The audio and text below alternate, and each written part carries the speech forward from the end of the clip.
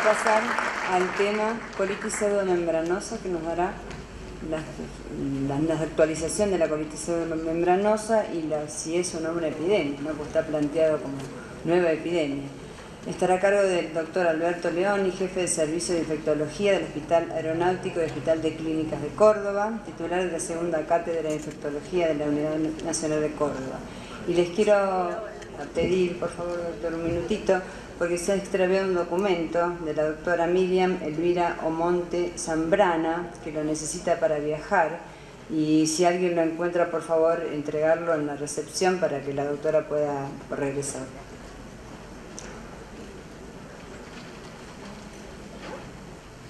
Bueno, yo también quiero agradecer al Congreso el hecho de invitarme y hacerme participar en este evento, y realmente recién estaba escuchando a todos mis colegas que me predecieron y me costó muy mucho entender todas estas cosas que explicaban, porque yo creía que el 70-80% de la problemática de gastroenterología se solucionaba con un inhibidor de la bomba de protones. Me parece ser que es mucho más que eso. Y entonces el desafío ahora es que yo, como infectólogo, ¿sí?, pueda, ¿sí?, hacerme entender ante ustedes en una patología que compartimos, ¿sí? También decirle a mi colega mexicano que ha hecho una analogía con la acidez y con la novia, que yo no la puedo hacer desde el punto de vista infectológico, pero desde el punto de vista de la vida y de mi experiencia siempre supe, y lo he vivido, yo siempre creo que el noviazgo es un sueño y el casamiento el despertador. Bien, esto es un poco para despertarlo, porque también me tocó a último momento en la última charla, así que espero que esto lo motive para empezar a hablar de esta. Sí, hablar de la colitis pseudomembranosa, hablar de esta nueva epidemia, este nuevo desafío que nos plantea la medicina, y esta enfermedad es producida por un germen que se llama Clostridium difficile, y de ahí viene difficile por la dificultad en cultivarlo, en identificarlo, ¿sí? Y ese microorganismo es el agente causal de diarrea asociada a antibióticos, pero también es el agente causal de diarrea asociada al cuidado de la salud, que no era problemático hasta el año 2000. A partir del año 2000 empezaron a aparecer cepas hipervirulentas y empezó a ser un desafío para nosotros los médicos. Vamos a ver de la importancia de esta enfermedad. Este germen, el Clostridium difficile, es el principal agente responsable de diarrea asociada al uso de antibióticos y asociada a la atención de la salud.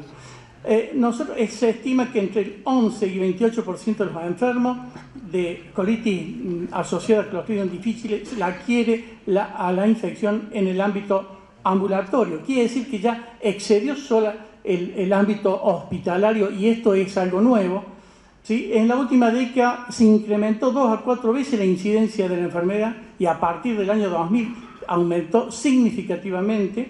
Miren, en Europa más de 4 pacientes cada 10.000 son pacientes que durante la internación padecen esta enfermedad. Aumentó la gravedad considerablemente por la aparición de esas cepas hipervirulentas. Uno de los principales problemas de las infecciones tiene que ver con los índices elevados de recurrencia, es decir, que usted la trata, pero no se soluciona con el tratamiento, hay recurrencia, hay reinfección, y cada vez sí, hay formas muy graves de esta enfermedad que incrementa la mortalidad. El uso de antibióticos y las anormalidades de la respuesta inmunitaria frente al germen o sus toxinas serían algunos de los mecanismos que están involucrados en la recurrencia. Pero también a veces no logramos destruir todas las esporas, que es la forma de protección de este microorganismo, por eso puede haber recurrencia. Pero tiene que ver mucho con factores también de tipo inmunológico. Los investigadores de la Clínica Mayo analizaron datos nacionales que ellos tienen, y fíjense, más de 13 millones de niños fueron hospitalizados en un periodo de 5 años, y encontraron más de 46.000 niños que sufrieron infecciones por Clostridium difficile. Observaron también en más de 1 millón de adultos hospitalizados con infecciones por este microorganismo, y sobre todo en personas mayores de edad, que son las que más lo sufren, que lo más lo padecen, que son las que más tiempo permanece en las instituciones por enfermedades crónicas, fueron estos adultos los más propensos a adquirir esta infección y, por supuesto, presentaron mayor riesgo de morir. Este tipo de bacteria es la causa más común de diarrea en el hospital y está relacionado en Estados Unidos. Nosotros acá no tenemos estadística, por eso tenemos que referirnos al exterior, con 14.000 muertes anuales.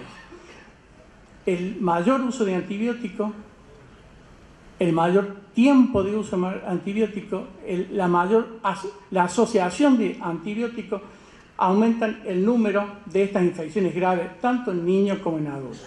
Siempre hay que hacer un poco de historia, de dónde viene esto. Esto viene por este microorganismo que se denominó así por la dificultad de aislarlo y cultivarlo a esta bacteria, que es una bacteria, un bacilo gram positivo, anaeróbico y citotóxico, es decir, que actúa por toxina. Se lo identificó en la década del 30 en los niños recién nacidos, pero no se le dio ningún tipo de importancia. Recién en el año 78 se lo identifica por primera vez como importante causa de colitis pseudomembranosa en una mujer y se la asoció con un antibiótico y que siempre fue el antibiótico que siempre fue relacionado con esta enfermedad, que fue la clindamicina. Y a partir del año 2000, ahí empieza la epidemia, ahí empieza la problemática que hoy nosotros estamos padeciendo, que es el aumento de la incidencia de esta enfermedad asociada a esa cepa hipervirulenta que se ha caracterizado como tipo toxigénico 027 y que tiene una característica, y esa característica es que es resistente a la fluoroquinolona. El Clostridium difficile 027 se aísla por primera vez en Estados Unidos en el 1998, en una mujer, y no se lo consideró de relevancia en ese momento, porque tampoco era resistente a la fluoroquinolona. El problema vino en Estados Unidos, en Canadá, en el año 2003, donde ellos vieron un aumento de la incidencia de esta enfermedad en varios estados de Canadá y tuvieron una mortalidad, una tasa de letalidad elevada que le llegó al 9%. Entre los años 2000 y 2005 la incidencia se duplicó y se duplicó casualmente por la presencia de este tipo de cepa que hizo que las infecciones se difundieran mucho más, sean más frecuentes, más graves, ¿sí? Y que haya más recurrencia.